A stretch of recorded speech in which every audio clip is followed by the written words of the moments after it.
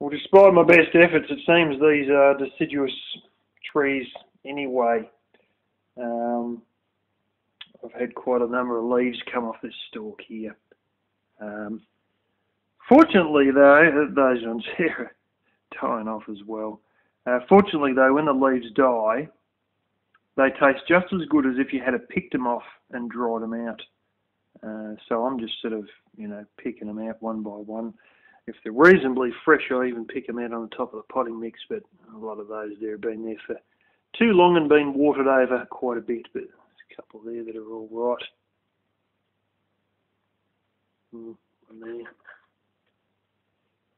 Anyways, seems despite my best efforts, they are going to drop all their leaves anyway. And I have read that that's what they do. It's a bit beyond it. And seems they're going to do it regardless of the heating pad and all that. Yeah, it's been online. They're looking at plenty of fish. I know it's a no hope sort of a website, but just flicking through all the profiles and all that, and you wouldn't believe it. There's girls who I saw on there before I started talking to Little Miss, and they are still on there. Some of you may have heard me on another channel mention something along the lines of like a dog chasing its tail. These girls have been on there for damn near 3 years, still no man, no progress, nothing's going anywhere, and you think, just like a dog chasing its tail, just... Yeah, it's one of those things. I know, even with myself and that sort of, I do get things done. They get done a lot. Not quite as good as as some people would hope, because a lot of it is done with equipment and materials that I already have, which are whatever quote-unquote old junk I've got laying around, and old materials that have been hoarded up. And I get quite a lot done like that on a shoestring budget, buying very few things to do stuff, but I'm still making progress. But as you guys would have already seen the video, I've talked to this guy at the plastics place yesterday, and it seems I may be back into work within the next 2 weeks. So it's one of these things you can do progress, but you've got to do it with stuff that you've already got, and it means that sometimes your systems aren't exactly full blown. Like, I've only got a 19mm water line going down to the IBCs, not a massive big one. You know what I'm saying? You've just got to sort of do things within your means, and when you're unemployed, your means ain't terribly much, and a lot of what you're doing with stuff you've already got, trying to save a buck. But anyway, a time may come before long, hopefully, fingers crossed, it all works out with this trial and everything, and the money will start flowing back in, and then I can, even if I don't do the things straight up, at least make a point of buying materials for things and doing certain things that are the more expensive ones. I'm very good at doing things on the cheap, but there's some things that you just can't do on the cheap because you need somebody else to do them. And one of the things I'll be doing is basically getting a brand new toilet system, because the other one's just fucking joke. It's just so bad that you don't want to know about it. And it really needs to be sorted if I'm going to have a girlfriend who actually wants to go to my house. Because honestly, yeah, it's beyond dismal, the situation. with all that at the moment. So there's a guy who I know, and I've seen one of his systems already, does septic systems. Shouldn't go on too much about his private life, but he's basically got too much real estate assets already hooked into the will for his, kids. It's all already sorted, and he can't let go of any of his real estate, but he's got so much assets that he can't get the old age pension. So basically he's stuck to work until he dies. He does very, very cheap septic systems. You go somewhere else, you might be looking at $7,000 plus, and this guy will do the whole shebang for $2,000, and all you need to do is buy yourself the frickin', the toilet bowl and the system basically, and maybe a bit of 100 mil shitter line and the little seal that goes between the bowl and the shitter line, which when we were putting down lino and all that at the brother-in-law's place, we had to literally lift all the toilet system out to put in the lino and the wallpaper.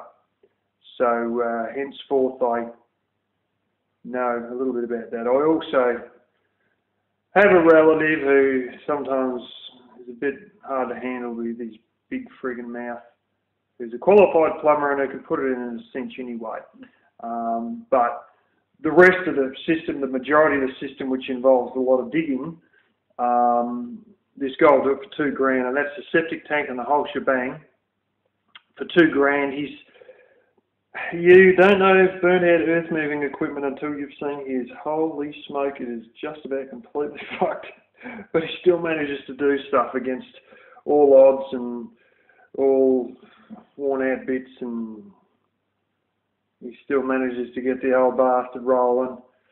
Run out of diesel on a regular basis. There's some pin he's got to put in to hold up the backhoe, but he had to go through the side of the fuel tank to do it, so then he can only fit in a third of a tank of fuel, and then, there's dust getting in the fuel tank, and it's not unknown for him to run out of diesel, not knowing because the fuel gauge doesn't work, and oh God, it's a heap of shit. But he's a bit funny about using it on rocks because he's had to use it on some pretty nasty rocks, and he's just about over trying to do it with equipment that could barely do it, barely run as it is, let alone smash through rocks. So I think I'll be able to convince him to come and do that for $2,000, but it may involve me buying a jackhammer, and if I'm going to buy one, I'm going to buy a decent one so we can actually dig fence post holes as well, because I'm fucked if I'm going to dig any more big corner posts with a shovel and a freaking crowbar.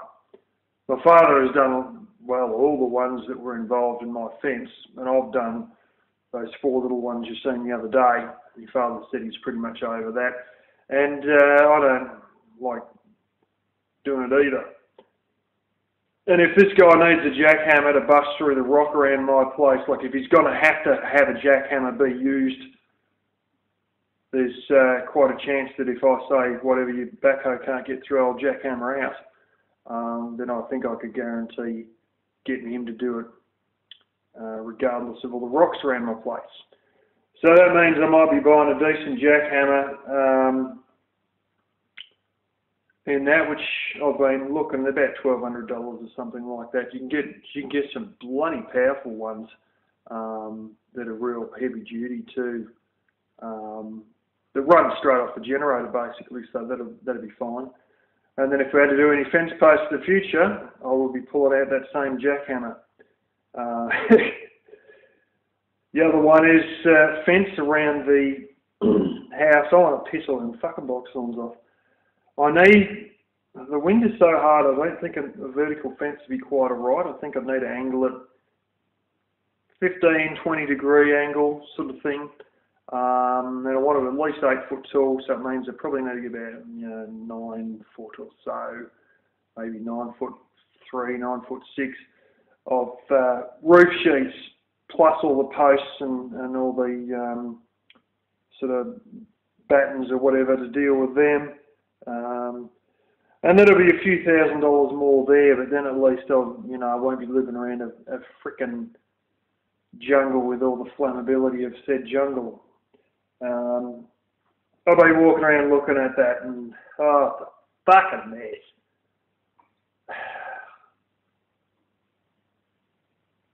God, boy, like that Madeira vinyl, it's just thick, it's just solid.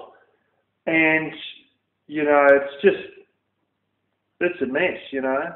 But I can't get rid of it because of the wind protection it provides unless I can get a fence in. That's why I planted all those trees there in the hope that, you know, give it 15 years and those trees will be big enough. And, you know, then it turns out we've got melaleucas, which don't tend to have a lifespan of much more than 15 years anyway. Some other things that she oaks that kept getting attacked and died, and a couple of radiata pine replants and blah blah blah, and I don't feel like waiting 15 years for these melaleucas to finally grow and then turn around and cark it because that's their lifespan is around 15 to 20 years. I think I might as well just get on and build a proper fucking fence as a wind barrier, then I'm done. You know, and all the effort and time that I have spent just watering those bloody trees, if I had been at work and worked an extra hour for every hour that I watered those fucking trees, I would have been able to afford a proper fence by now. So I spent so many hours watering those bloody things during the previous few summers, and look at them, you know, about 2 foot tall, like, you know, and I know they grow eventually, but oh God, I don't think they're really going to be the wind barrier that I was hoping to be, and as I found out with all my father's melaleucas, they'll die within 15 years anyway. About, you know, 2/3 of them do anyway. And yeah, so that'll be another one on the agenda, to at least buy all the materials for that, and if we end up out of work again or whatever, well, on the tractor, tear all those bloody things out, pile them all up and compress the pile with a loader, and then go and put all the fence in. And yeah, and we'll have a decent fence. And I hope to put one right around where the box thorns are in that exact same spot. And I mean, it's a pretty big area, but then all your front yard's going to be protected to be able to do whatever you want, you know, there, all around the camper and all that, the caravan, it's all going to be protected. And then you can, you know, go ahead and do whatever you want afterwards, knowing that you've got a bit of wind protection if you want to grow more, you know, plants or whatever sort of thing. Anyway, I had better get sorted for the day. I've got to run this dishwasher. Go and change over this line in the IBC, because I reckon it's IBC before, because it's been raining for so long, and I might start sticking in that other 19mm line to go from the gutter on the other side of the house round into the veranda. Don't know if I've got the right size screws, so I'll just have to work that out. Alrighty, we ain't completely full yet, but I tell you what, we are getting there pretty quickly, so I reckon this one will be full as well by today. I don't wait till they go completely full in case I'm not here and I'm off doing something else, and then they end up having a good rain and overflowing. So, but anyway, if this rain, sporadic rain we've got continues on, I'll come and check it again tonight, and I might be swapping it over into that one. And there's actually quite a chance that I can just go and empty out the little corrugated iron rainwater tank, and that will top this up, and then I'll just come down here. I know the looks of this, I've got about 100 litres to go, something like that. And yeah. So that'll be the second one full, another 3 more. What I would like to try and do, I got that shitty Chinese bloody generator that I ran out of fuel, little blooming 2-stroke piece of crap. And I broke the pull starter on the bloody thing, and the pull starter on the other one's almost stuffed. But if I can do something with that, wire up the, put a new string in the pull starter or something like that, before once spring gets here or whatever, whenever I get around to it, but before the rain stops completely, I want to try and basically top up. Use one of these in the submersible pump with a Chinese generator to top up some of these completely full, and then, you know, finish filling whatever one that we topped them up out of. Anyway, though, that's something that'll happen in due course, hopefully, if I get around to it, if it could be stuffed. But yeah, it's done well. That was sort of down out there, I think, last time, and we're definitely creeping up. The rain last night. I tried topping this up from the tank only to see it all overflow, and the other day I got that sort of, I just cleaned the mesh, it sort of got dampish or something, and it like, just because it's so fine, it sort of ended up holding the, what do you call it, like the surface tension of the water, made it sort of bubble up and just slide off to one side, almost like it just, the water wouldn't go through. And I thought I was having that problem again. I adjusted the strap and it seemed to give it a little bit of a chance, because the strap's sort of like that, and then you see it sort of goes up a little bit, and that gave it a chance to bleed the air out as the water was coming in, and it wouldn't just sort of hold tight and turn into a bubble and have the water all flow off one side.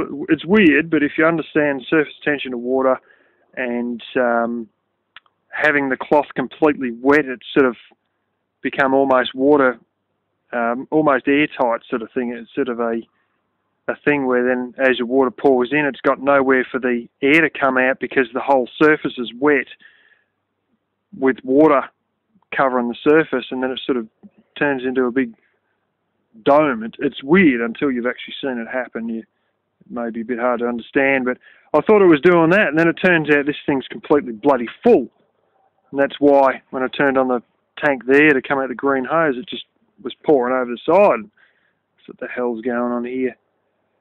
So I went and blew down the riser, and it is just so obvious that it's time to come through with this pipe through here, the 19mm line.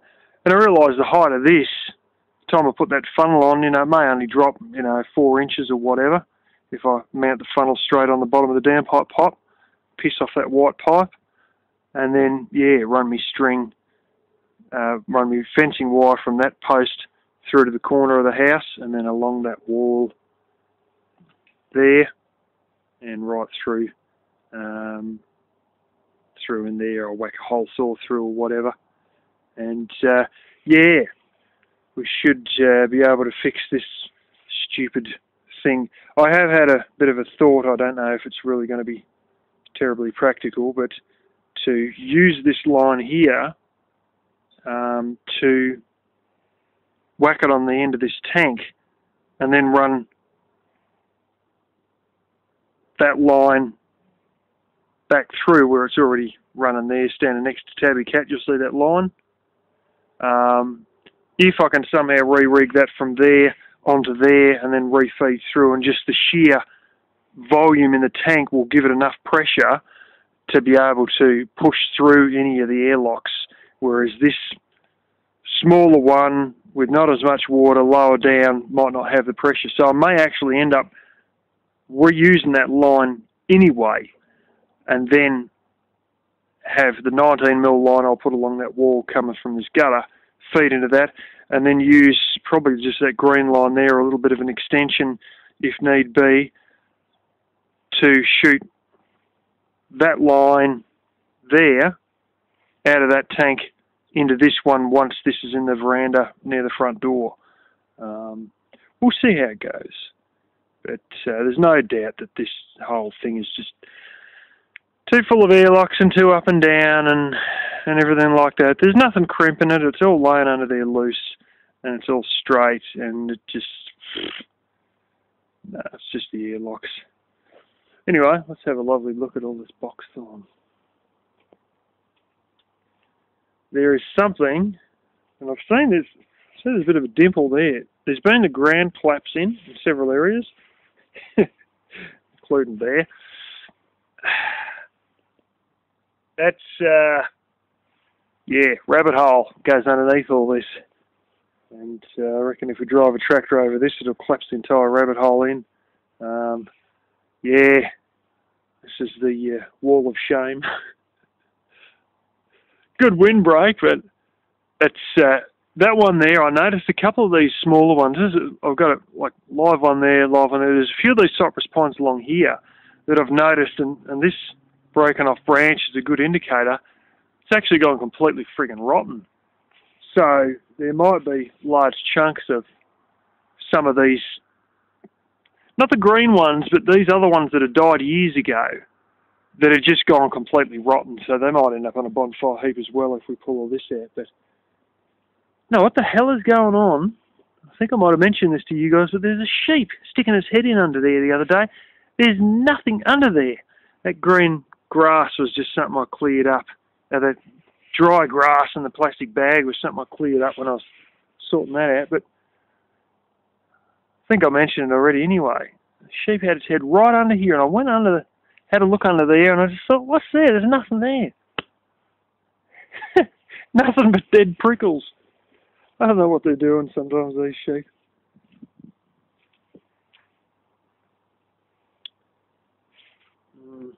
Even just sort of this patch in front of just basically, their forwards isn't very thick, but sort of from here, like just out the front of my bedroom, right through, that's all just very thick and very crappy.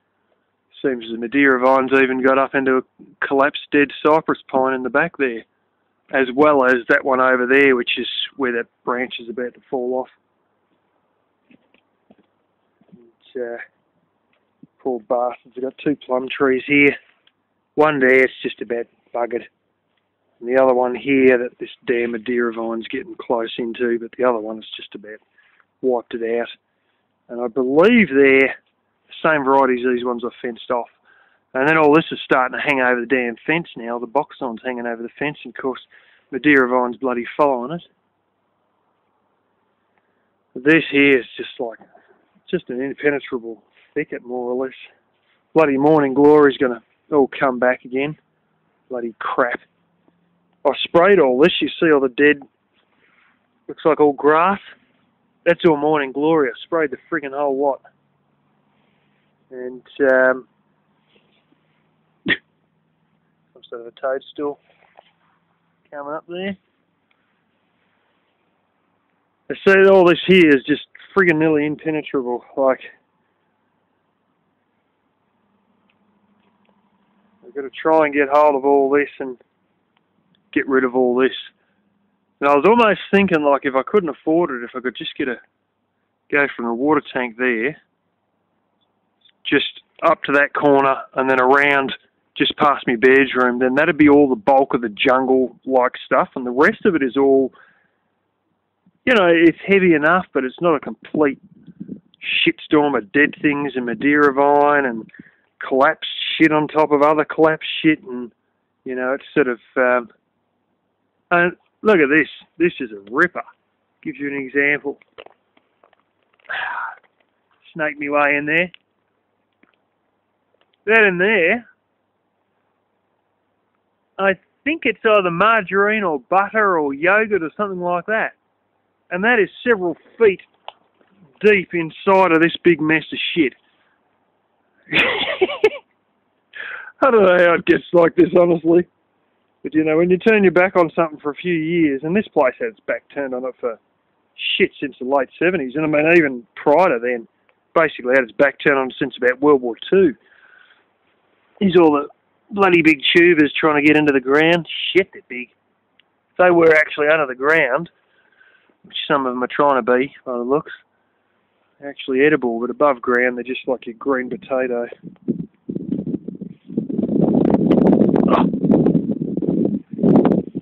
Oh! Wind's blowing a bit here. See, there's chicken wire.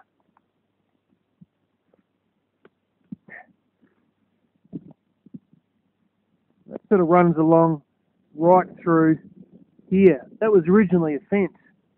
And there's a second layer of it further into there. And, yeah, it's all just flaming drowned in the mass. That's one of those things, you know, like even if I get more carried away with paying off a mortgage or whatever, at least if we could just fence up past my room, and then everything else we can sort of pull out from the front of the house and drag it out past the camper and put it, near where I had another bonfire last year at the front there. This is some of the stuff I'm talking about with some of this going rotten. And some of it's all right, you know, some of it's actually quite nice. And it's just about bloody perfect. Like, this here actually isn't too bad. You know, once you get into there, that's going to be perfect. But other parts of it, you know, they're just smaller bits near the end, skinnier bits. They're just all, you know, bugs have got in and it's all turned to shit. There'll be some of that just goes straight in the bonfire, I reckon, but some of it's salvageable. And some of it is actual fence posts. So, yeah. This one's the tallest one of all that I've got now. That's sitting 12 foot. That floor is at 12 foot, and I mean, you look at this bastard. I mean, it's probably 14 foot tall. That, I'm not joking, where that goes into the ground, that'll need a chainsaw because it is heavy where it goes into the ground. It's got about 4 stalks coming out of the ground, I think, with this. But it's all, you know, pretty much the one plant that comes out of one base. It's, yeah, be a bloody big bonfire coming when this all gets to the heat, ho.